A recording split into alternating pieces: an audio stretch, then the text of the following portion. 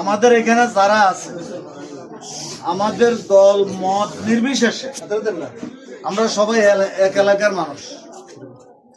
আমরা সবাই এক এলাকার মানুষ। আমাদের এই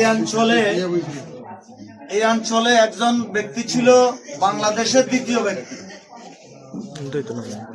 শেখ হাসিনা আসিল প্রথম ব্যক্তি, দ্বিতীয় ব্যক্তি আসিল ওবায়দুল কাদের।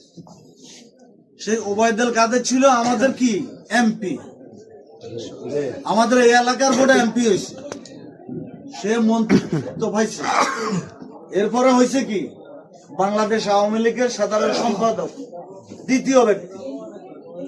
সে ইচ্ছা করলে আমাদের এই অঞ্চল কবিরহাট উপজেলা, কোম্পানিগঞ্জ উপজেলারে আয়না করতে পারত। আয়না বাংলাদেশে যেভাবে হাজার হাজার কোটি টাকা বাইরে প্রচার হয়েছে, যদি একটা অংশ তার এই এলাকায় ব্যয় করত, তাহলে আমাদের রাস্তাঘাটের অবস্থা এরকম থাকতো।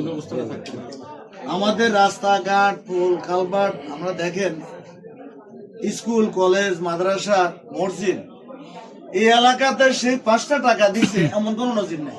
কাশেম নাই কথা কব না, বলো মাস আসিও না।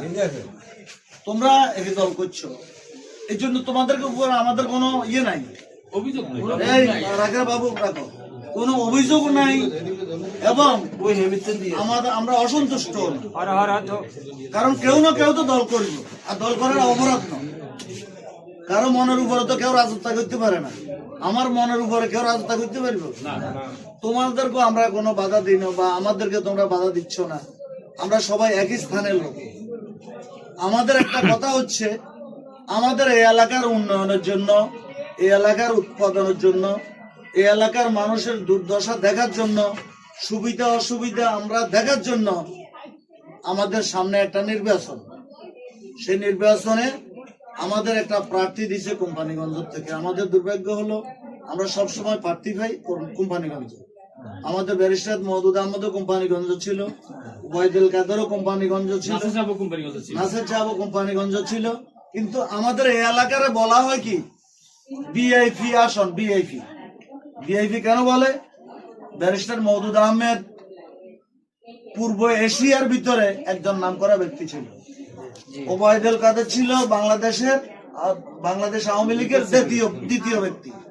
যে কারণে আমাদের এই আসনটা ভিআইপি আসন বলে। কিন্তু ভিআইপি আসন হিসেবে আমরা কিছুই তো পাইলাম না। তো যাক, এবার যদি আল্লাহর রহমতে এই নির্বাচনে আমাদের